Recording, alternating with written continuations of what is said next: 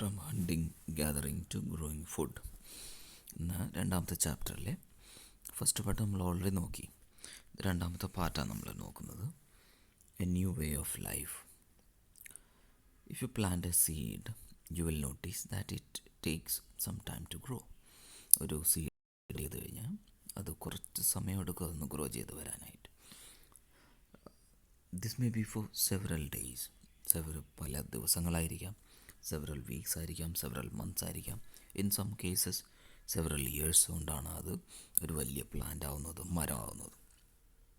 When people began growing plants, മനുഷ്യർ plants grow ചെയ്യാൻ തുടങ്ങിയപ്പോൾ it meant that they had to stay in the same place for long time, looking after the plants, watering, weeding, driving away the animals and birds till the grain ripened. അങ്ങനെ plants, ട്രീസൊക്കെ വളർത്തിക്കൊണ്ട് വരാൻ തുടങ്ങിയപ്പോൾ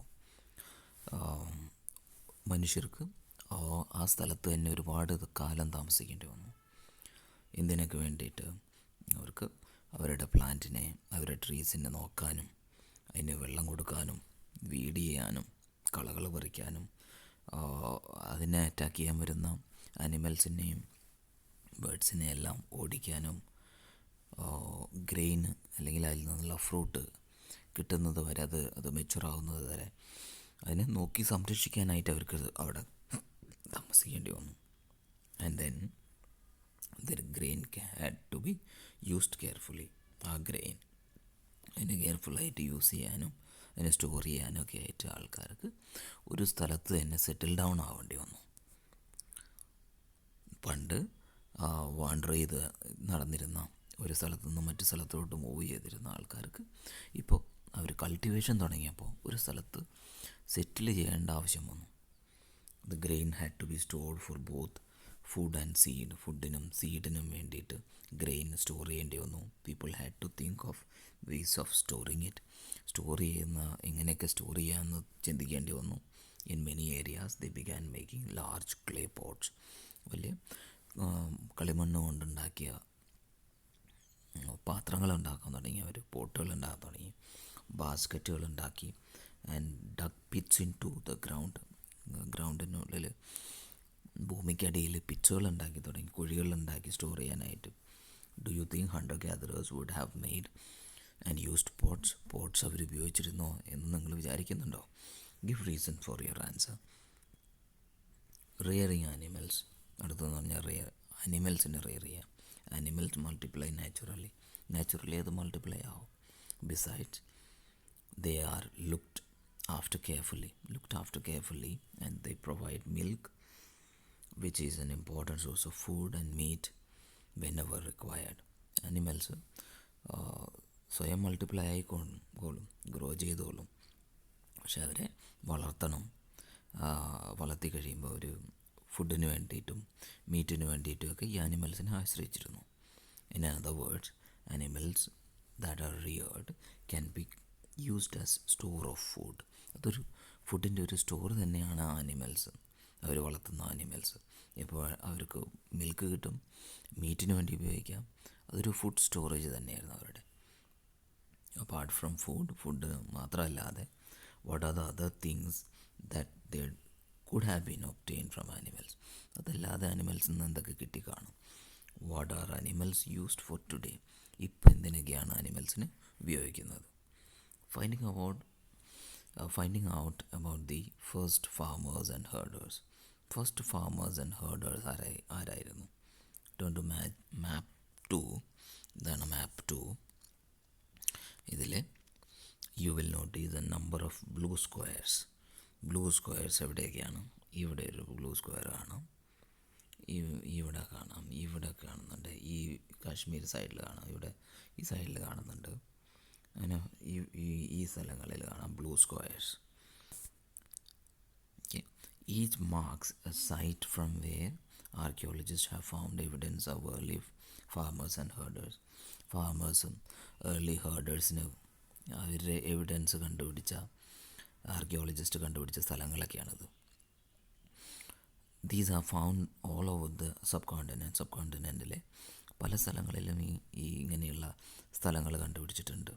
and some of the most important ones are in the north വെസ്റ്റിലുണ്ട്, present day കാശ്മീരിലുണ്ട്, eastern സൈഡിലുണ്ട്, southern ഇന്ത്യയിലുണ്ട്, പിന്നെ പല സ്ഥലങ്ങളിലും ഈസ്റ്റ് സൈഡിലുണ്ട്, കാശ്മീരിലുണ്ട്, വെസ്റ്റേൺ സൈഡിലുണ്ട്, സദേൺ സൈഡിലുണ്ട്, ഈ northern സൈഡിലുണ്ട്. To find out whether these sites were settlements of farmers and herders, scientists study evidence of plants and animals. പ്ലാന്റ്സിൻ്റെ അനിമൽസിൻ്റെ ബോൺസിൻ്റെയൊക്കെ റിമെയിൻസിൽ നിന്ന് സയൻറ്റിസ്റ്റ് സ്റ്റഡി നടത്തും.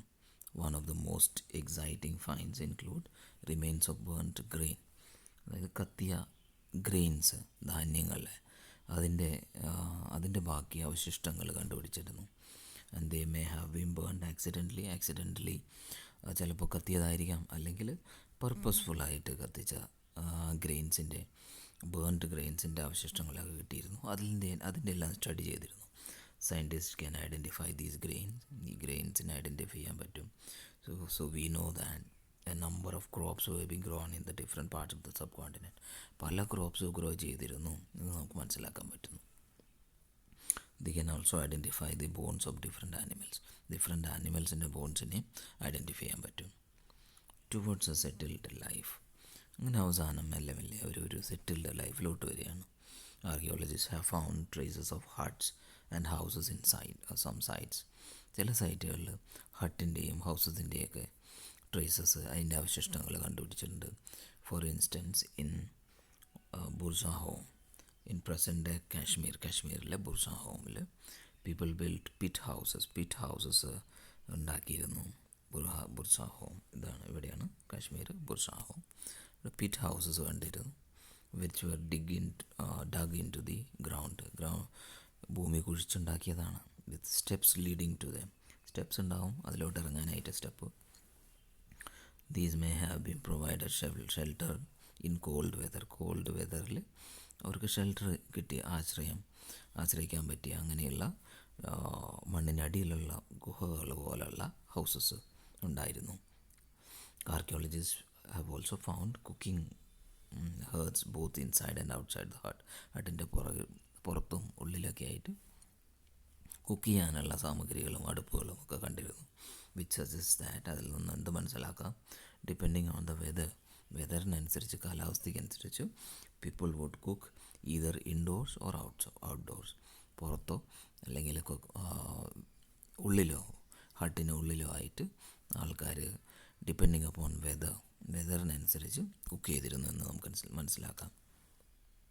Stones tools have been found in many sites as well.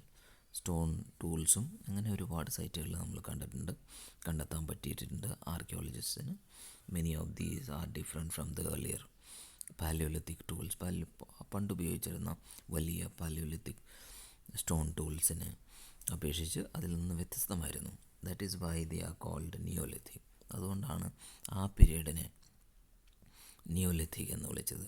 Which included tools that were polish ചെയ്ത ഫൈനായിട്ടുള്ള നല്ല മൂർച്ചയുള്ള കട്ടിങ് എഡ്ജുള്ള, അതുപോലെ തന്നെ മോട്ടോർ പ്രസ്സിൽ, അതായത് പല സാധനങ്ങളും ക്രഷ് ചെയ്യാനായിട്ട് ഉപയോഗിക്കുന്ന സാധനങ്ങൾ, ഗ്രെയിൻ ഗ്രൈൻഡ് ചെയ്യാനുള്ളതും അങ്ങനെയുള്ള പല ഉപകരണങ്ങളും, അങ്ങനെയുള്ള പോട്ട്സുകളും ആയുധങ്ങളൊക്കെ കണ്ടെത്തിയിട്ടുണ്ട്.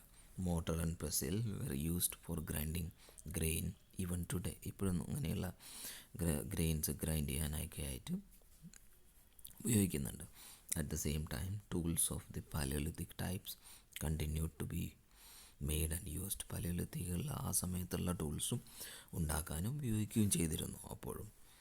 And remember some tools were also made of bone. ചില ടൂൾസ് ബോൺ കൊണ്ടുണ്ടാക്കിയതായിരുന്നു. ഇതൊക്കെയാണ് ന്യൂ സ്റ്റോൺ ടൂൾസാണ് ഈ കാണുന്നത് നിയോലിത്തിക് ഏജിലെ. Many kinds of earthen pots have also been found. earthen പോട്ടുകൾ, കളിമണ്ണ് കൊണ്ടുണ്ടാക്കിയ പോട്ടുകളൊക്കെ കണ്ടെടുത്തിട്ടുണ്ട്. ആൻഡ് സംടൈംസ് ഡെക്കറേറ്റഡ് ആണ്. പല കൊത്തുപണികളും അങ്ങനെയുള്ള ആർട്ടുകളൊക്കെ അതിലുണ്ട്.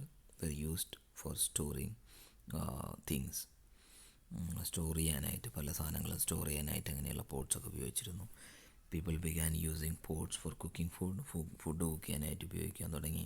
Especially grains like rice, wheat, lentils, റൈസും വീറ്റും പിന്നെ പരിപ്പുകളൊക്കെ ഉപയോഗിക്കാൻ കുക്ക് ചെയ്യാനായിട്ട് ഇങ്ങനെയുള്ള പോട്ട്സുകൾ ഉപയോഗിക്കാൻ തുടങ്ങി. Besides they began weaving cloth ഉണ്ടാക്കാൻ തുടങ്ങി using different kinds of material. പല മെറ്റീരിയൽ ഉപയോഗിച്ച്, എക്സാമ്പിൾ കോട്ടൺ, ഇപ്പോഴും ഉപയോഗിച്ചിരുന്ന കോട്ടണൊക്കെ വെച്ച് ഒരു ക്ലോത്തുകൾ വരെ ഉണ്ടാക്കാൻ തുടങ്ങിയിരുന്നു.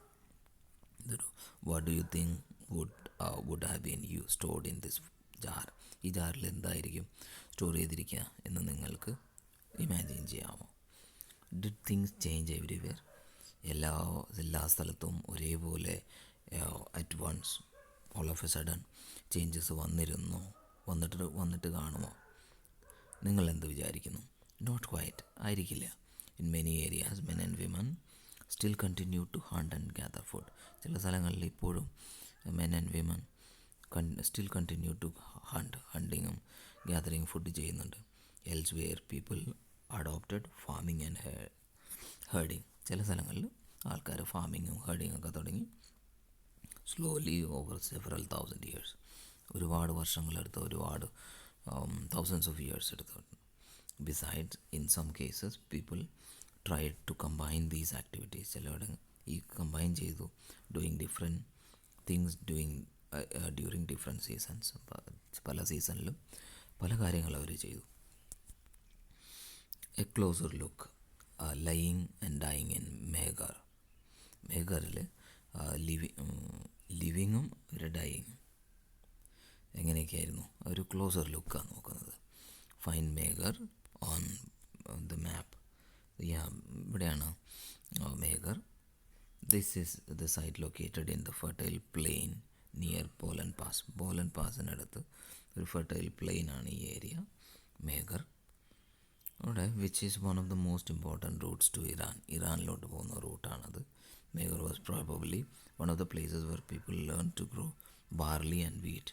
ബാർലിയും വീറ്റും അവിടെ ആൾക്കാർ ഗ്രോ ചെയ്തിരുന്നു. Rear sheep and goats for first time in this area. ആ ഏരിയയിൽ ആദ്യമായിട്ട് ഷീപ്പും ഗോഡ്സൊക്കെ മനുഷ്യർ റിയർ ചെയ്തു. It is one of the earliest villages that we know about. അതാണ് ഏറ്റവും ഏർലിയസ്റ്റ് ആയിട്ടുള്ള village. And at this site many animal bones were found. Animal bones കാണാൻ പറ്റി.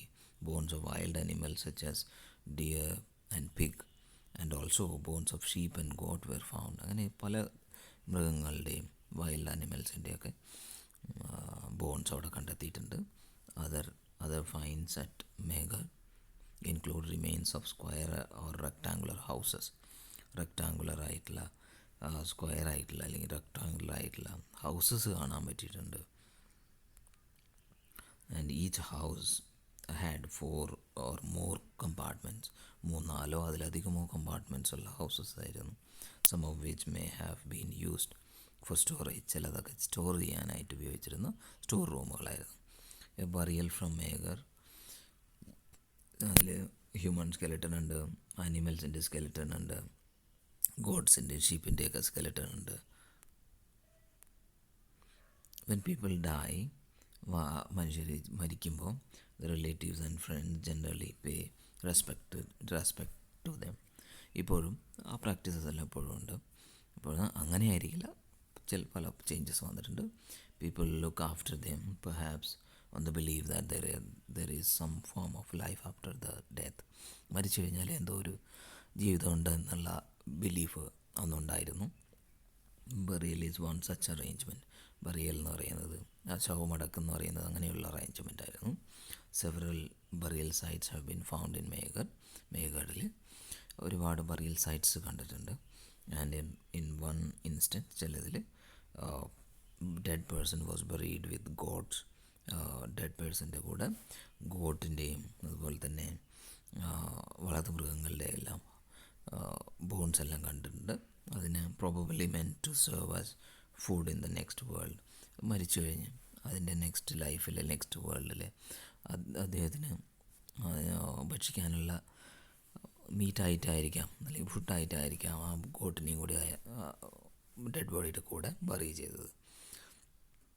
അപ്പം അങ്ങനെയുള്ള പ്രാക്ടീസസ് എല്ലാം എങ്ങനെയും കണ്ടിട്ടുണ്ട്.